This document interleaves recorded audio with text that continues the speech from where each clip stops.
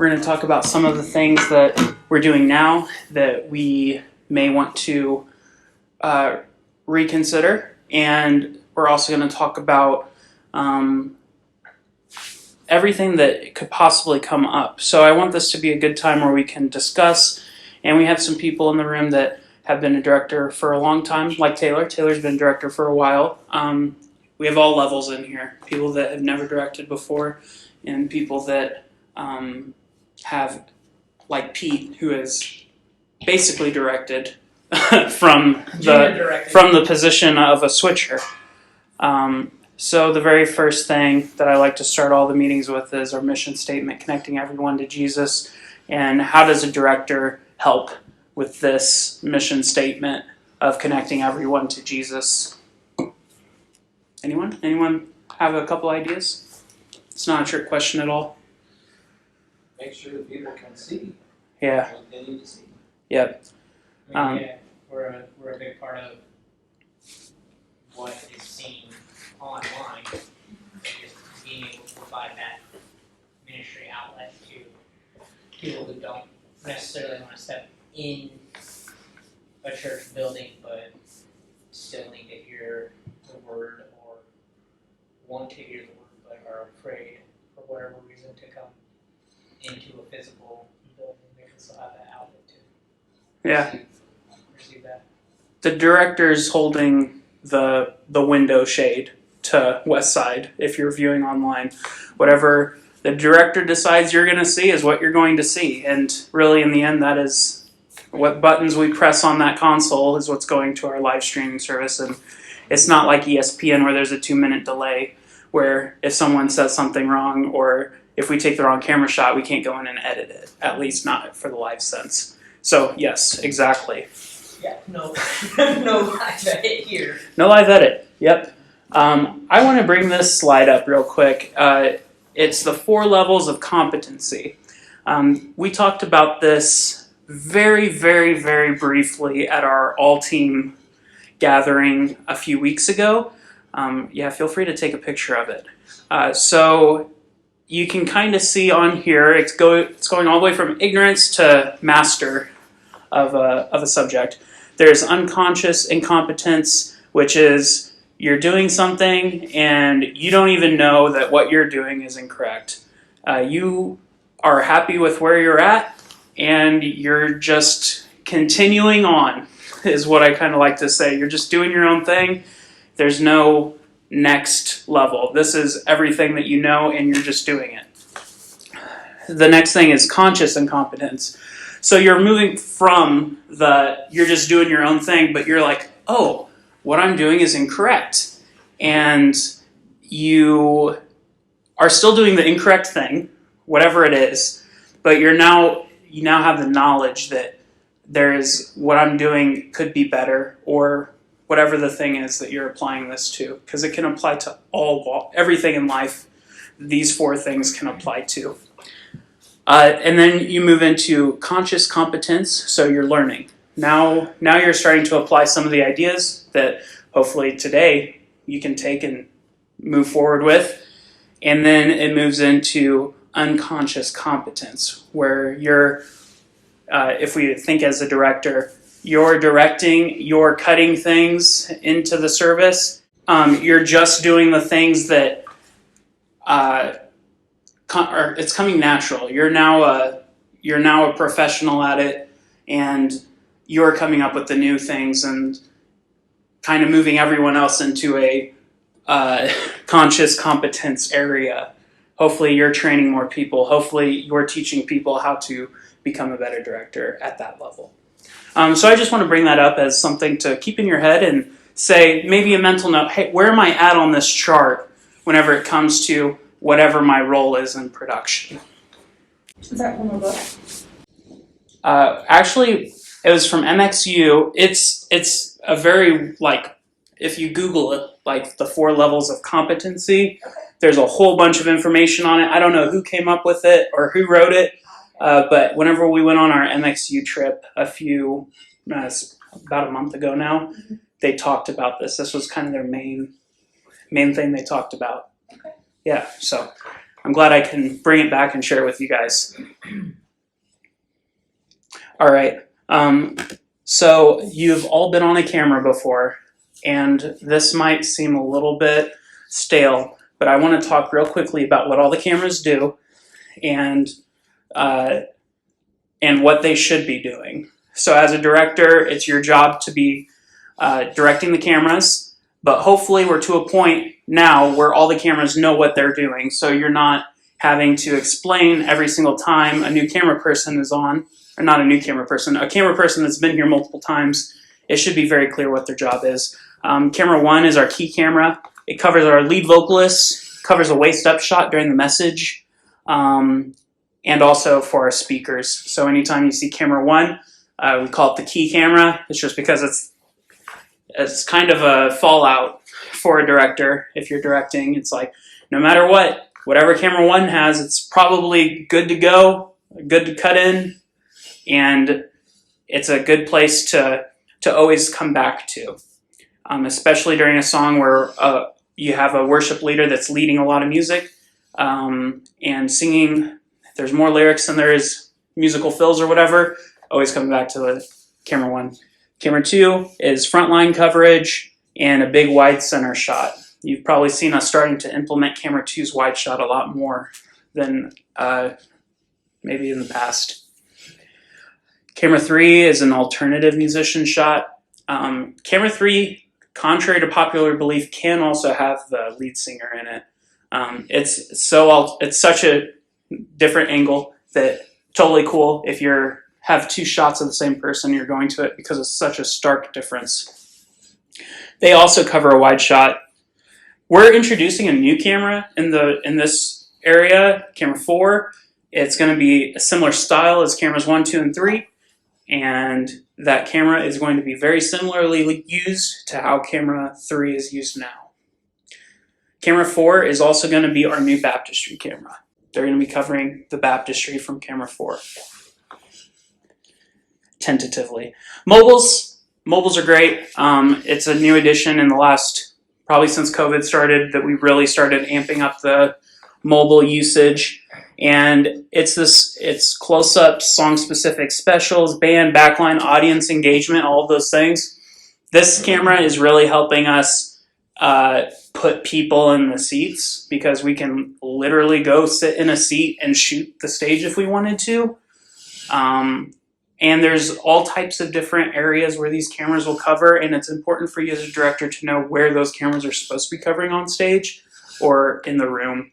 So, camera 4 is always on the drums. For our current labeling system, camera 4 is always on the drums.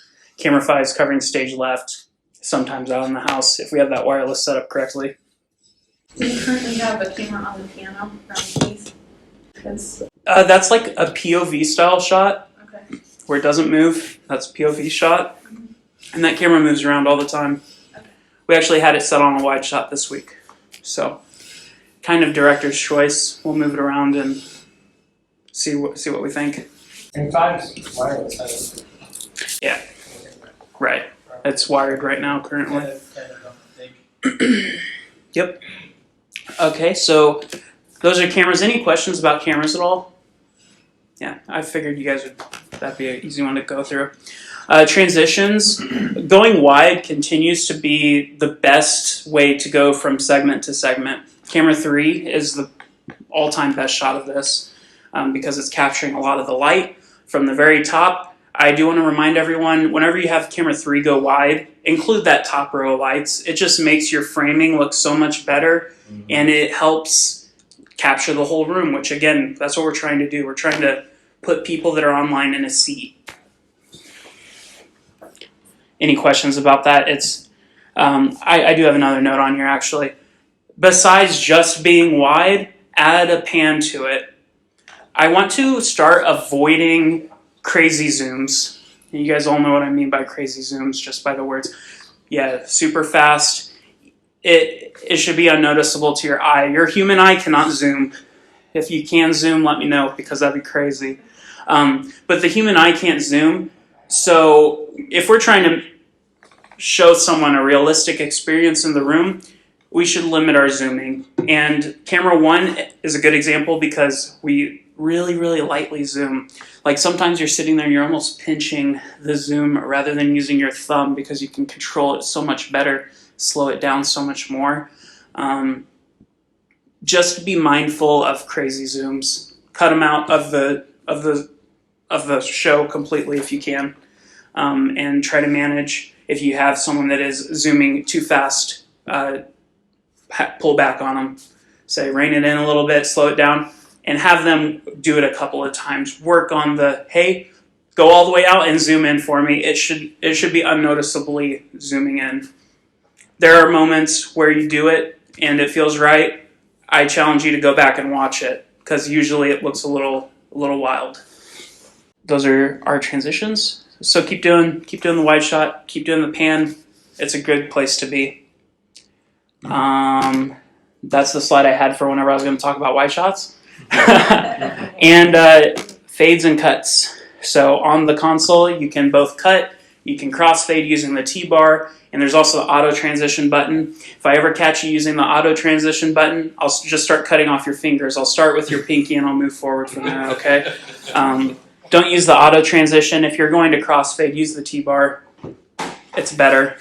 You can control your speed that way and match whatever is happening. Moving forward, we should primarily be cutting all the music time. It's pretty rare that in a song, it may sound like we need to crossfade. Trust me, we don't. We almost never do, unless you're like in a 90s band, you don't need to crossfade. It's just more and more dated every week we go. The more we crossfade, just the more out of touch and out of style it is. If you go and watch any live production, you'll see very few crossfades outside of the national anthem. I put in here maybe one time during a set.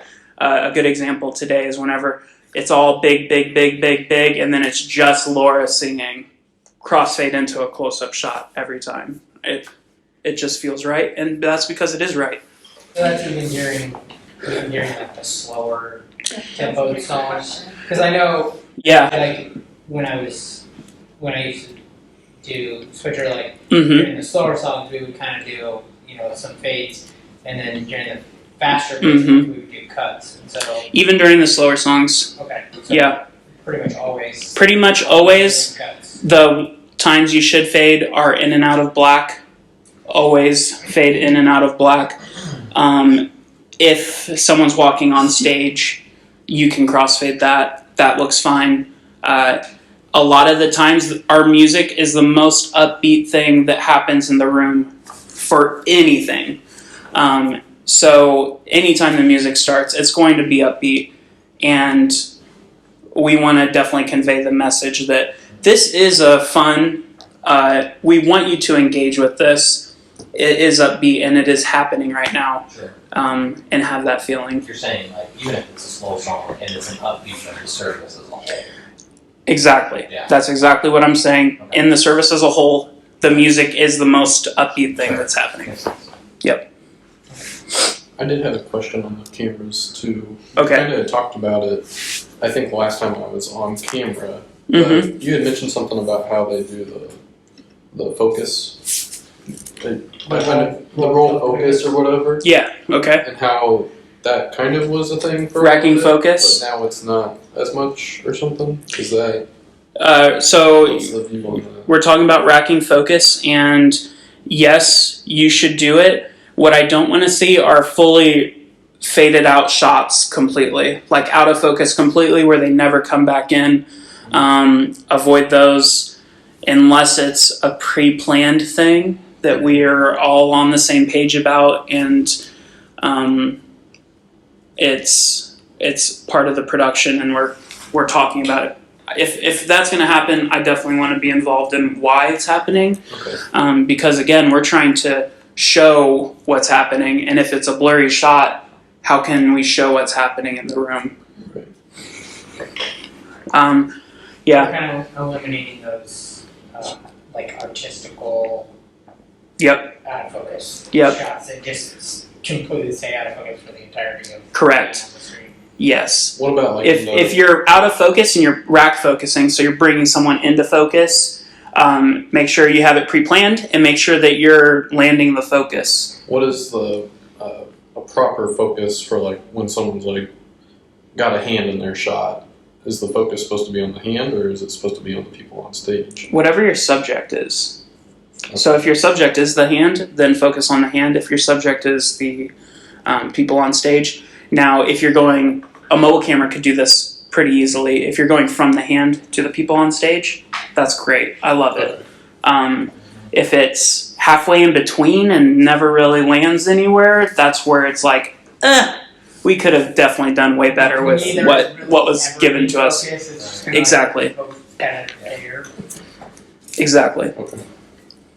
Like I did, I was camera 5, and I was focusing on the back of the bass guitar, Mhm. but I panned over and focused in on the back of the vocalist. Okay. hmm That'd be- There's another one that you did actually last week where the focus was on the keys Yeah. and then it went up to the people that are on the front line of the stage. Okay. Those types of things, love them, and I want more of them. And again, it's a mobile camera, so Right. Right. It's really hard to do this on one of the cameras out in the house, and Yeah. camera 3 can do it. Camera 1 and 2 cannot. Neither of those two cameras can do this. There's not enough depth to accomplish it. And camera 3 sometimes has issues with getting the right angles. If you had a hand up, camera 3 is definitely not the shot to use for it. It's great if they're down in the bottom of your frame, but I wouldn't try to focus, and yeah, you might end up in a bad spot once you're out of it. Any other questions about that? We're moving on to pacing. So we talked about pacing a little bit with the fades and cuts. So pacing is based on the song, and it's based on the music. Your slower songs will have fewer total cuts in the entirety of the song. We're just going to move slower. That's how we're going to, instead of using the crossfade, we're moving slower through the song. It's a slower song, so the story is slower, is how I would frame that up. The simple song. Exactly. If it's a faster song, there's going to be a lot more cuts in the totality of the song. And a lot of our slow songs aren't that slow. If you go and look at the tempo of them, some of them are really fast, and some of our fast songs are actually slower. If you go and look at the actual tempo of the song. Yeah, look at your BPMs, and also a lot of them build to something always. Know the songs, know the music. If you're directing, you should listen to the songs at least once before rehearsal, and then between rehearsal and Sunday, listen to them one more time. And that's super easy through Planning Center. I'm sure you have all done it. Listen to the song from Planning Center. Yeah, can you believe it? You're So I had to go to YouTube. what? Oh gosh! If you really want to throw yourself off, go to YouTube and watch the songs because the butchers cut them all, and nothing will make sense. Yeah. So you're cutting your song. What? And by butchers, you mean gravy? I mean Eric Goodman. That man will cut a song up. The songs we listened to today, most of them were like Hillsong, 8-minute long songs. So they were cut up and they were actually short. So you guys are all pretty good at this. Your cutting should be on the tempo of the song. If it is a beat, you should cut on the beat. You can cut before the beat, but don't cut after the beat. It doesn't work that way. If someone's about to sing, that's a great time to put them up. Sometimes, Riley, me and you talked about this when you were first starting. Like, we almost want to lead our worship leaders whenever we're putting them up on screen. So that doesn't necessarily hit them right whenever they start singing, but give them a little bit of room to breathe, and a lot of times they're calling to worship too. So, hey, we're singing now. Us cutting to a worship leader singing is a good indication that we're about to start singing. This can get challenging whenever it's not like your typical 4/4 song, Yes. because they will, a lot of the time they'll lead in to the next measure, Mm-hmm. hopefully, but the beat won't be there, so you can get caught. If you get screwed up, which I've done plenty of times, I'm on the beat, but I'm completely missing what the vocalist is doing. So you just want to pay attention to that. Yep. Like Cole saying, it's better to be early. It's just in my experience for sure. Yes. If you're early, you can plan something next. Right. Yes. Don't be too early though, because then you have. And I've done that before too. Everyone's done all of this, I'm sure. Because then you realize you're early, and then you go to cut out of it, and you cut it right when they start singing. then Like you miss it. I've seen that happen too. Like somebody comes early, they're like, "Oh, we're still in the instrumental. Let's go back to an instrument." And about the time they're going back to the instrument is when the person starts singing. It's like, Yes. Yep. You have the idea. should have just waited another half second and then. That's a good thing to bring up. You know, mistakes do happen, and if something like that does happen, try to get an alternative shot. Don't go back to the shot you just came off of. Try to get a different shot, because then you can kind of fake it and be like, we meant to do that. But if you're coming straight back to the exact same shot again, that's when my brain says, oh, they messed up. Right. Try to avoid cueing anyone that we messed up. It's hard. That's whenever being early helps. I have in here almost always cut on the beat of the song. Any questions about that further? Cool. Moving on. Comm use and commands. So you are the director. You are directing people. You're commanding people what to do while they're on camera, and that is our primary way of talking to everyone that is in part of the production. If you're in the control room, you can only hear the people that are on stage through the comms. So comms during show are for show-related needs, and we should be professional. And the show starts at the first cue, and our first cue is typically hitting record. Once we hit record, it's time for us to move into show mode, which we've been calling it now for the last couple of weeks. Once we're in that, it's time to turn off any joking, time to turn off any side talk, and do our thing and execute it well. Most importantly, be clear and be professional. We record our comms and our multi-viewers all the time for internal purposes as well as training purposes. And just doing that, one, if we do that for a training purpose, I want a new person coming in and the expectations of comm use is set already. And that's hard to do if we have a bunch of chit chat on the line. So one thing that I see us often doing is overcomplicating commands. I want us to start simplifying our commands. If you've heard me on comm, you probably have. I am like simplified to a T. I've done it for so long at this point where it kind of comes second nature. If you're directing, it should be as few words as possible to convey what you're trying to have happen. Instead of saying, okay, camera one, I'm coming to you, you should say, ready, camera one. Instead of saying, camera three, hold that shot, you can say, stand by, camera three. The reason for doing this is, again, the being ahead thing. As a director, I'm usually 5 shots ahead of whatever the thing is happening next. I at least have a blueprint in my mind of where this song's going and what I want to have happen. That's why you hear me a lot of times calling out a camera shot. It's usually camera 2 go wide, way ahead, a couple shots ahead musically of where it's going to play out. And my style is a little bit faster paced, so whenever I'm compensating for the time it takes for someone to pull out to get the shot. A lot of our camera guys are really, really quick at getting there. I just want to be on top of it. So simplifying my commands is helpful in that because I can, instead of trying to think about what I'm going to say, I can use my brain power to think about where the cameras need to be. And that's what's important to what I'm doing. It's not necessarily explaining to a camera every single fine detail thing.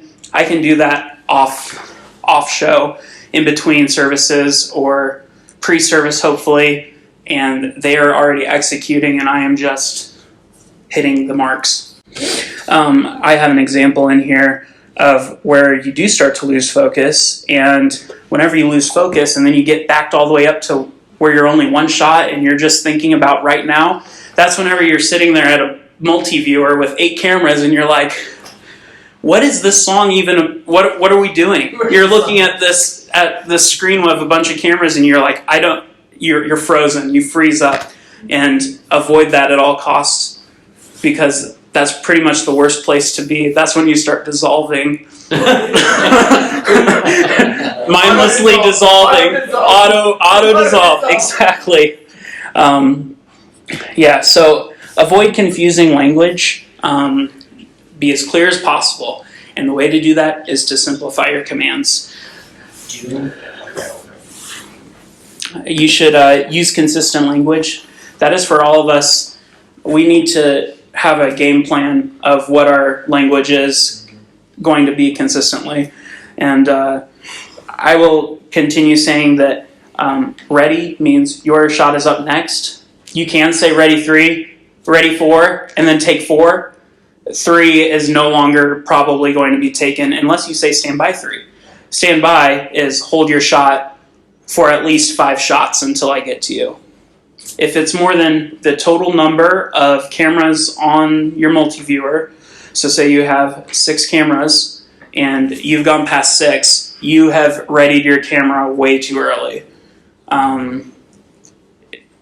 You could have used that camera for other things other than waiting for you to take your shot.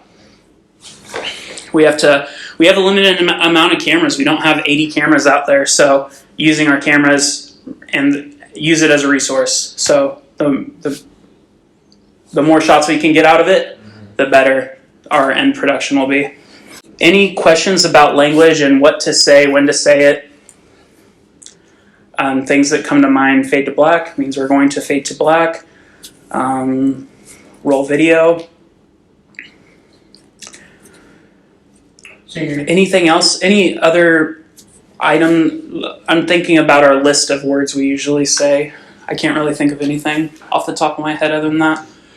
Pan, tilt, like use it the right Use way. pan and tilt in the correct orientation. Right. Yeah. Pan, Pan is left and right. Tilt is up and down. Zooming in. That's also push in. push, zoom or push. Zoom or push is good, and pull or zoom out work as well.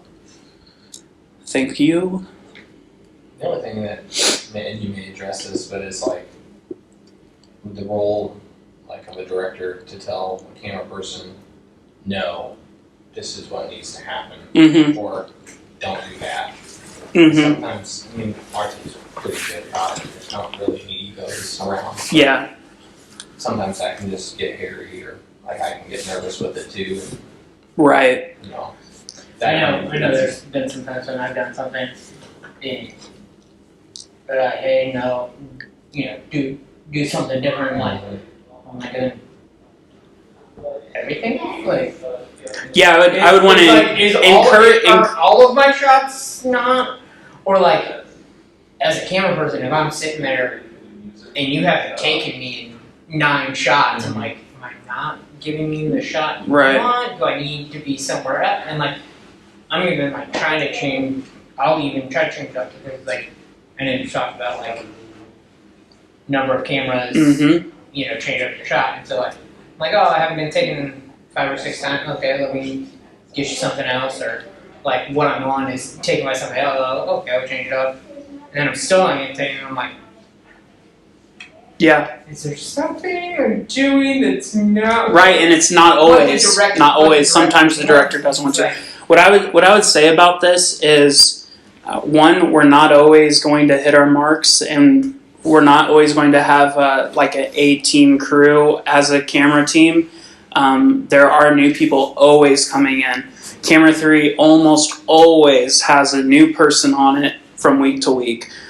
So we need to be encouraging, but we don't want to be so encouraging that we're lying. We need to be very truthful about this shot's not working and why. That's the best way to go about it. Don't give false affirmations that are untrue. That is the fastest way to plummet a production, because, oh, me doing this crazy thing, that must be good.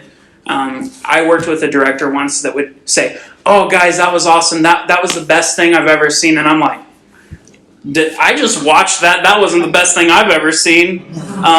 Be encouraging. don't overdo it, and hopefully you're helping to make whatever issue is happening better.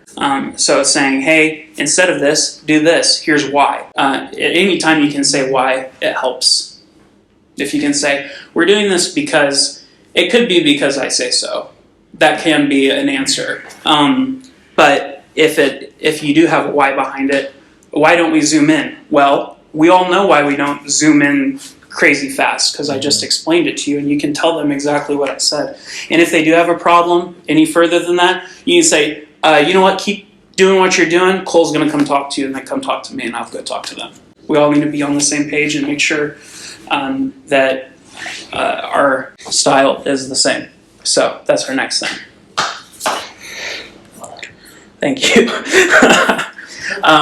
So all of this is to make sure that we have consistent style across the board, because it's not just me directing, it's not just Taylor directing, it's a bunch of people directing week to week, and we want to be on brand. I hate that, but like consistency from week to week is important. If you're an online viewer or if you're watching the message online, you don't want to see a different thing every single week. You don't turn on the news and see it's the same every time for a reason, you know. Every time you go and turn on, I don't know, name a TV show. Jimmy Fallon, they have the same shot list they do every single night for a reason, because they've thought it out, they planned it out, and it looks really good, you know. There's things that we'll do in the service that are different, but our capturing and all those things are hopefully playing into the story of whatever's going on. I will say, like, on this note, like, prior to 2 years ago, it was very clear, you could tell who was directing. Right, yeah. Shot, tempo, and all that. And in the last year, watching a lot of them, it's become more hazy of like, oh, who's actually directing this week? That's what we want. It has become more of a consistent style. Yeah. Of directing, so. That's a good way to put it.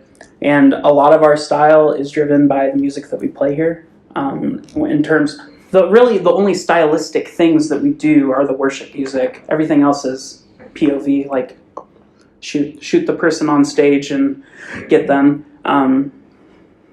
There's not much difference other than our music time is constantly changing, and we want to keep up to date as they keep up to date with the music.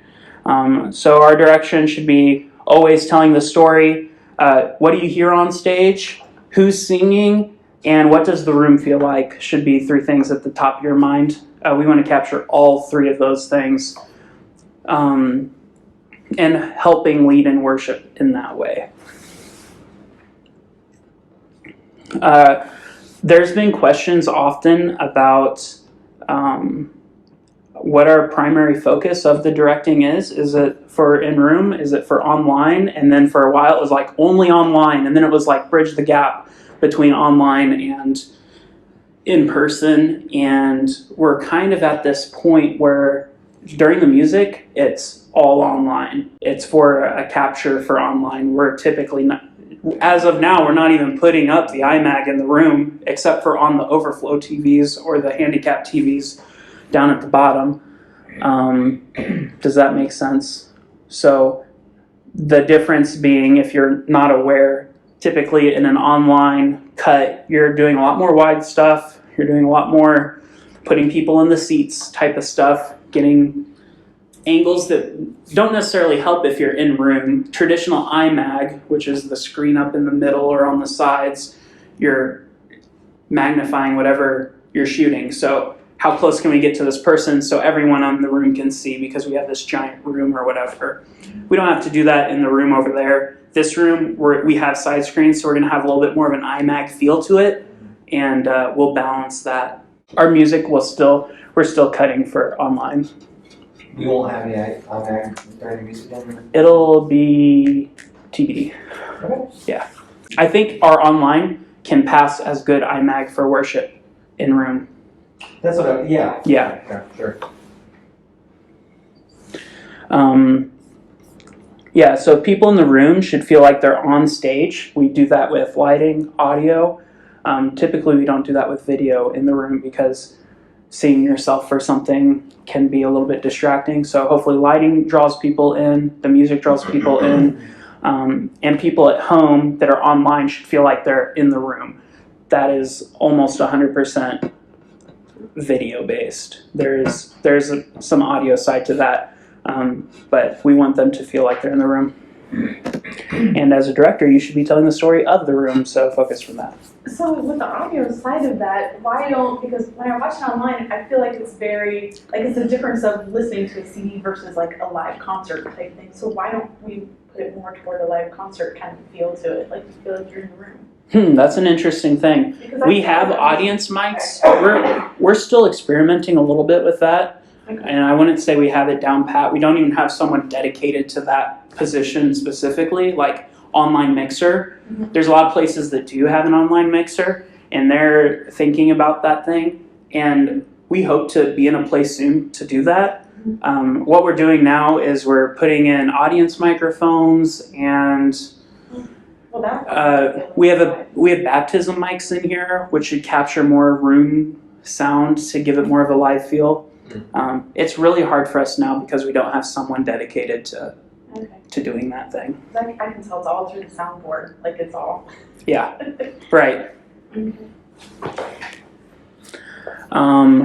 One thing that is brand new that we've not talked about at all is the director and camera op meeting. One thing that I'd like to start implementing and having you guys do is after every single rehearsal, meet up with your camera team, all of them, somewhere in the room, and talk through anything that might have been bad, anything that might have been good. That's a great time to encourage and also build a team with those people that you're serving with, because sometimes there can be a disconnect between the control room and being out on a camera. The closer we all are as a team and the more cohesion we have, the better our end product will be. So plan to spend 5 minutes doing this. It doesn't have to be a long time. Just jump out there, be on comm first, say, hey, everyone, we're going to meet out, name a specific place. In front of house is a great place in this room specifically because there isn't in front of house. You're not hovering over the chairs somewhere. And just have a little powwow there. Any questions about that at all? A good guideline is right, wrong, missing, confused. You might have heard us talk about this before. Whenever you're going in there, what was right, what was wrong, what's missing, and what's confused, if there is anything confused. And you can ask that question, and you probably should have a couple of items yourself to talk about and evaluate with whoever's on the team that day. So I'm going back to this slide, and just this week, think about where you might fall on this list. And if you need encouragement or help getting to the next level, text me, call me, talk to me in some way, and let's figure out how to move everyone further down this way. So even if you're up here, how do you get here? And here's the next steps that I already talked about. Continued training. Please use MXU. We pay a whole bunch of money for that, and there's so many good videos, especially they just came out with a thing on focus. They came out with some lighting things that are very relevant to video, weirdly. Just check it out. If you go to playlists, everyone knows what I'm talking about, MXU, right? You should have gotten an email. Go to playlists, and there's one that's like cameras.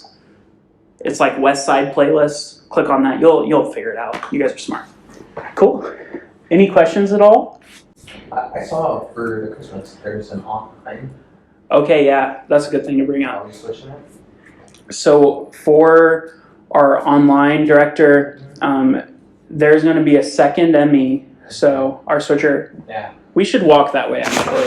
I just want to go through some of that stuff real quick. We're going to wrap up in 10 minutes.